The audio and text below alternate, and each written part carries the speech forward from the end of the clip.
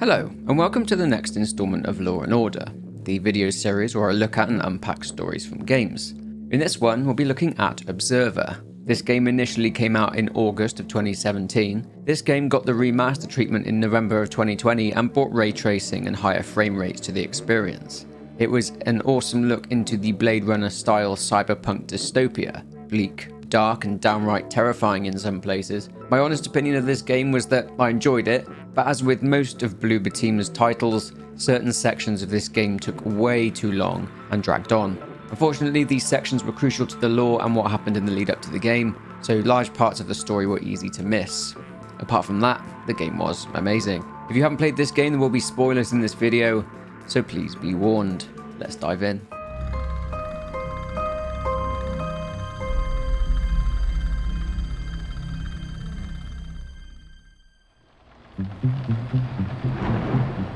It's 2084 in futuristic Krakow, Poland.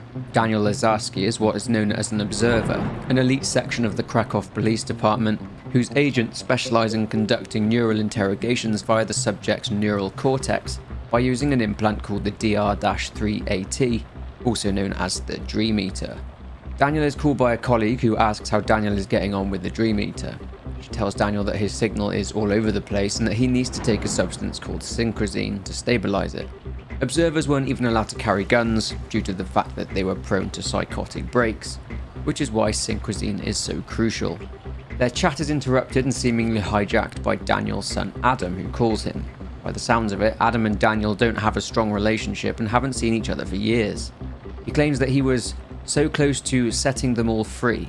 He says that Daniel needs to remember that he's not in control, and then the call ends. Daniel tracks the call, and bizarrely it came from a man named Leon Grabinski. Daniel tracks it to a Class C district, to a tenement building, and an apartment in the name of Leon Grabinski. Daniel arrives and speaks to the guard, a heavily cyber-augmented man named Janusz Joukowski.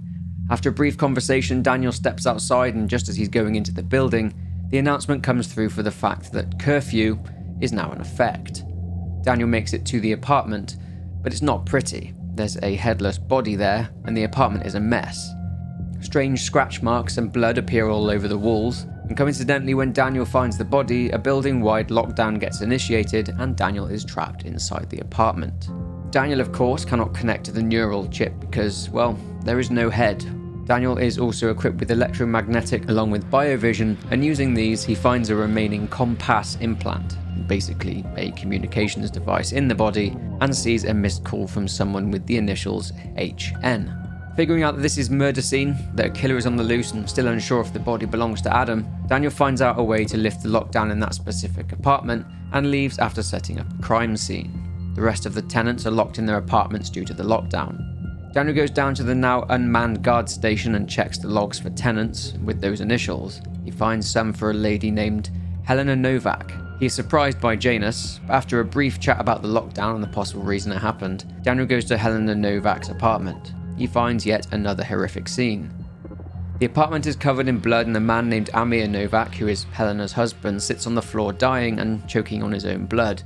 Daniel, figuring out that the man is dying, realizes he only has moments left to use the Dream Eater to carry out a neural interrogation, so he connects. Very slowly, Daniel makes his way through Amir's memories and his past, and discovers the memory of a tattoo studio downstairs in the courtyard. Amir died halfway through the connection, so Daniel was basically connected to a dead body, something known as a necroneural connection, and is knocked in for 6. After recovering with the help of synchrosine and questioning the residents of neighbouring apartments, Daniel goes to the tattoo studio. Another grisly scene. Helena Novak is there, but she's dead. Upon investigation, the cause of death looks similar to the body in the apartment as well as Amir's, with blood and scratch marks everywhere. There's a serial killer on the loose. Helena has her head, and Daniel, although very dangerous due to it being a necroneural connection, connects to Helena's neural implant for interrogation. All seems okay, similar to her husband Amir's memories, but Daniel finds out that Helena got a job working at Chiron, one of the biggest corporations in the world. They are basically the governing body of Poland, but we'll dive more into them later in the video.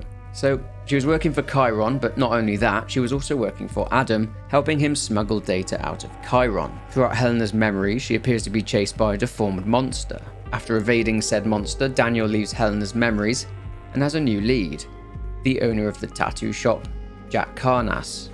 Again, usual story, Jack has been murdered. Wounds again consistent with the previous murders. Turns out that Jack wounded the killer with his walking stick and its hidden blade. Classy. Daniel notices the killer is bleeding and has left a trail of blood which leads to the attic. Daniel finds a hatch, but when he is opening it, he is ambushed and knocked out, and both he and the killer fall into the hatch. Turns out that Daniel got lucky. The killer had landed on some electrical cables and got fried. It's still alive. I say it because this thing has been cybernetically augmented to look more like a wolf. This wolf man is named Victor Madursky. You know what's coming? Yep, Daniel connects to Victor's neural implant. After learning a bit about Victor's troubled childhood, Daniel is able to discover Victor's hideout, or his den, in the sewers. There's a load of creepy stuff and posters about werewolves, which explains Victor's fascination with becoming a wolf himself. And there's something on the table, covered with a sheet. Daniel removes the sheet and it's Adam's severed head, revealing that the body in the apartment at the start of the game was indeed Adam's body. Spookily, Adam contacts Daniel over his holocom and mentions a place called Sanctuary, and eventually, after travelling through the sewers, Daniel arrives at Sanctuary. Sanctuary appears to be an old cathedral that's been converted into a VR room. Daniel gets into a pod and is taken to a virtual world and meets Adam. Adam tells Daniel that his consciousness was transferred into a digital network as a way to avoid the reach of Chiron. But according to Adam, Chiron uploaded a virus called a hunter-killer algorithm, and this causes Adam's network defenses to start failing, and when they're down, Adam will be gone for good. Daniel makes his way up to the top of Sanctuary to lift the earlier imposed lockdown, but sees and has to evade the monster again. After lifting the lockdown, Daniel is taken to another world called the Core to speak with Adam. Daniel says that Adam is physically dead and this is just an AI version of Adam and is not really his son. Adam appeals to Daniel's fatherly side and tells him that in order to free him, he needs Daniel's body as a host for his consciousness before Chiron can find him. Essentially, he needs a place to hide. He explains that Daniel's mind is a perfect hiding place, as, being an observer's mind, is detached from the grid. Adam says that their minds will be merged. He tells Daniel that his sanity is hanging by a thread and that he can help him take control of his senses again. Adam presents Daniel with a cord, which will facilitate the transfer of Adam's consciousness. Daniel learns that Adam effectively killed himself by instructing the Wolfman to do it. Not only that, but Adam instructed the Wolfman to kill Helena and Jack, and I guess Novak got in the way. This was so Chiron wouldn't be led to Adam, who says that they would claim him for themselves. Daniel expresses his doubt that it's really his son, but Adam tells Daniel that he is indeed still his son. Now here comes a choice. Choice 1 is to not trust Adam, rejecting him, and choice 2 is to trust Adam to allow him in, embracing him. So let's discuss both endings. We'll start with the choice to reject Adam. Upon rejecting him, Adam forcefully takes over Daniel's mind. It gets more messed up. Adam then kicks Daniel out of his own mind and transfers him into an old utility robot. All Daniel can do is watch Adam walk away with Daniel's body as the robot's battery drains. Janus comes to the rescue though, as he spots the robot is running out of battery and takes it to Sanctuary for a recharge. Remember I said that Janus was cyber augmented? Well, Daniel uses Janus's cheap, faulty cybernetics and transfers himself into Janus. Mental, I know.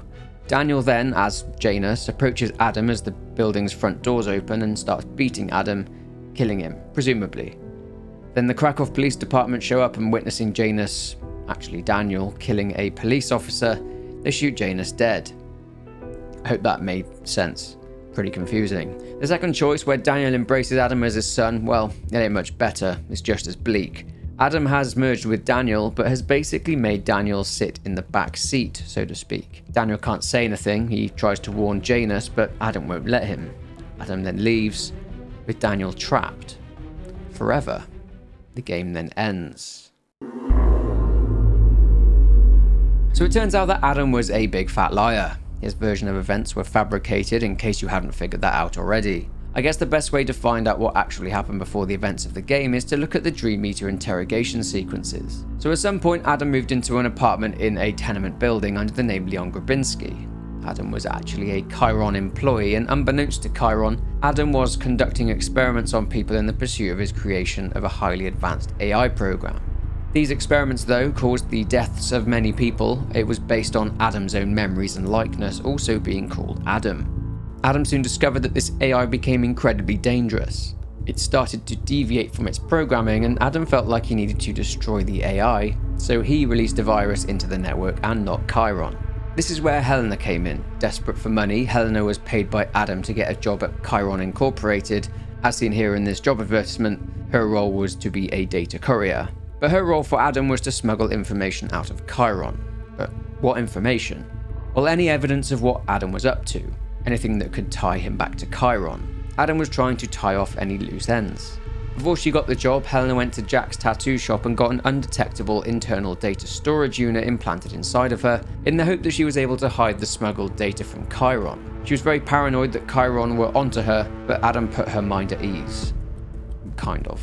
Helena managed to download the data and escape Chiron, who by now were aware of a data leak, and as far as Adam thought, that was it. Except it wasn't. The deviant AI, Adam, used the network to communicate and influence the Wolfman to hunt down anyone who was involved in the AI's creation, as the AI knew very well that Chiron were now aware of what happened and would try to use the AI for their own ends. That much was actually true.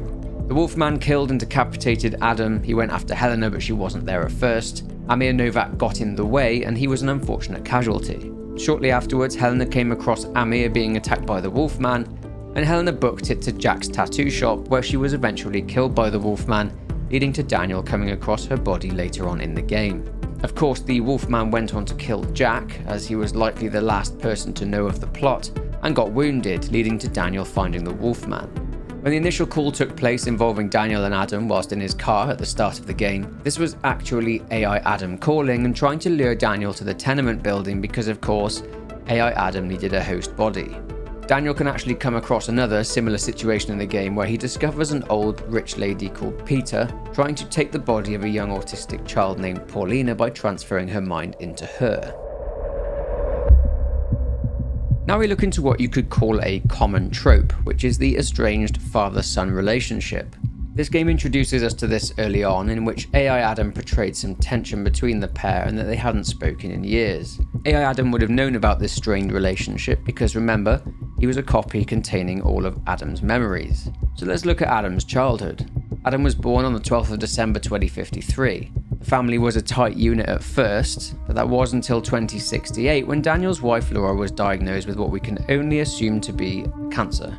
Laura consulted with a doctor who said that she has a much better chance for survival if she received cyber augmentation, or rather implants. Laura didn't want the implants, so she declined.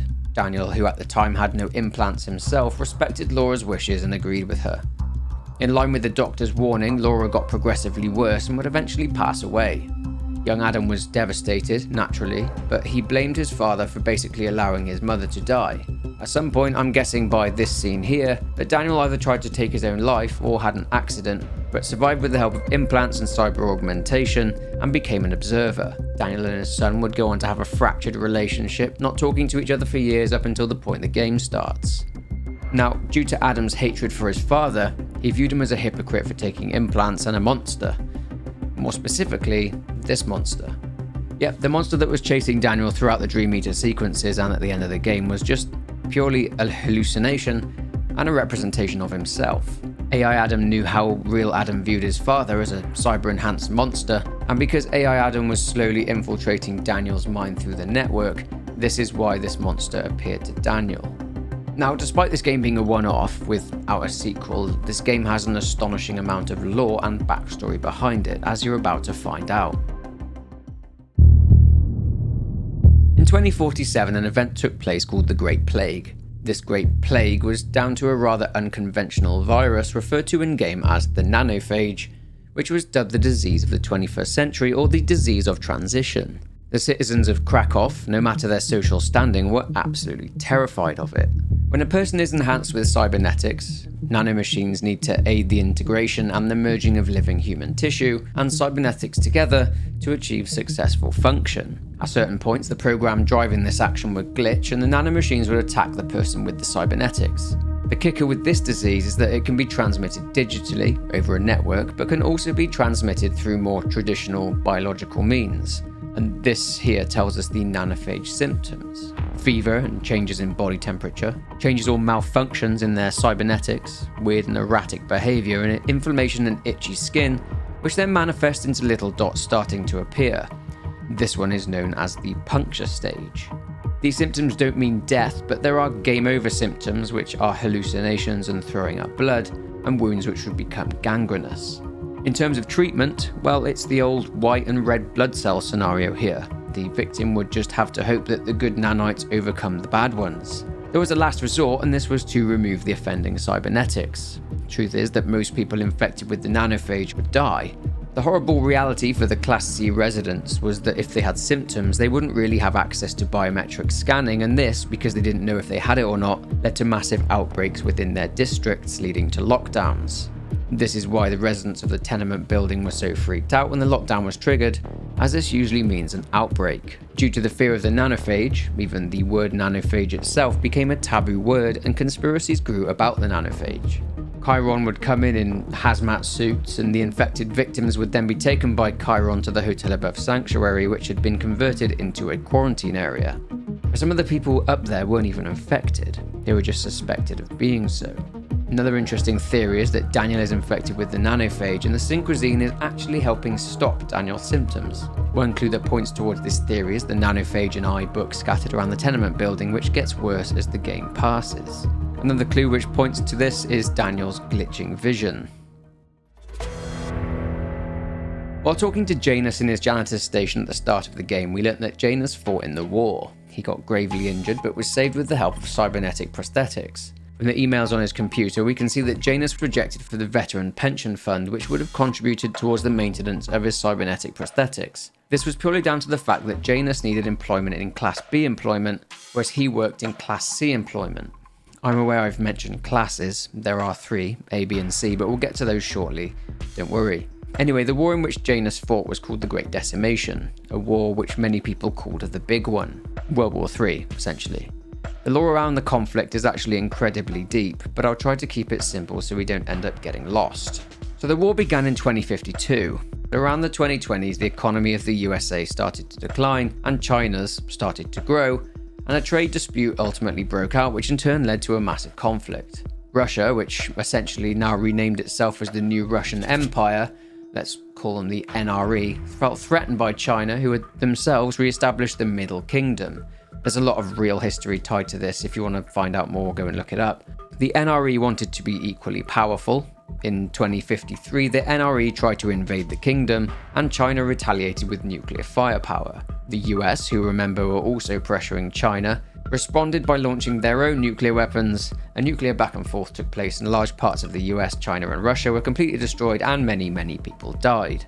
The NRE didn't suffer many military casualties though, and in 2053, a war took place in Western Europe. The NRE moved towards Poland, now renamed the Fourth Polish Republic, and because there were internal conflicts between the nations in Western Europe, the Polish army were forced to face the NRE on their own. This is the part of the war that Janus was likely drafted into. Over the next 5 years until 2058, the soldiers in the Polish army fought well, but the behind the scenes of this war were truly horrific. Soldiers would be wounded in battle, and rippers, who were essentially field medics, would operate there and then with no anesthesia and reuse and attach old cybernetics and send the soldiers right back into the fight. Okay, so we need to essentially pause the war here and go back to 2024.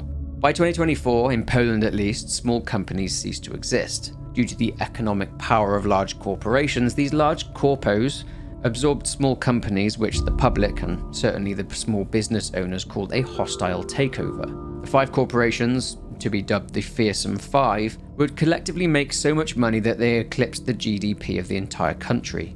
These 5 controlled basically every part or branch of industry. Much like in the 4 corporate wars in Cyberpunk 2077's story, the Fearsome Five would fight each other, fighting for power basically. Each corporation had their own mercenaries which would attack the other corporation, etc.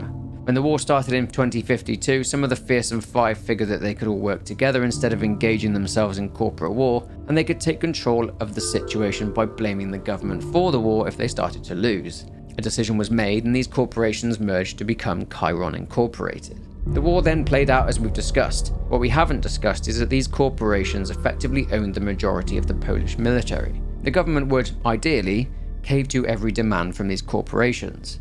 Unfortunately, the government was stubborn, and the war stretched on and on until 2058.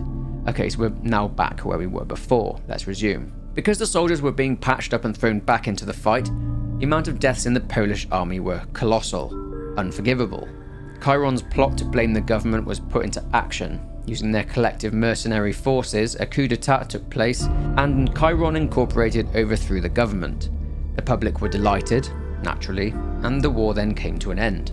So we've gone over the Fearsome Five and their evolution into Chiron Incorporated, the Great Decimation, and the coup d'etat. But without a government for the Fourth Polish Republic, what happened next?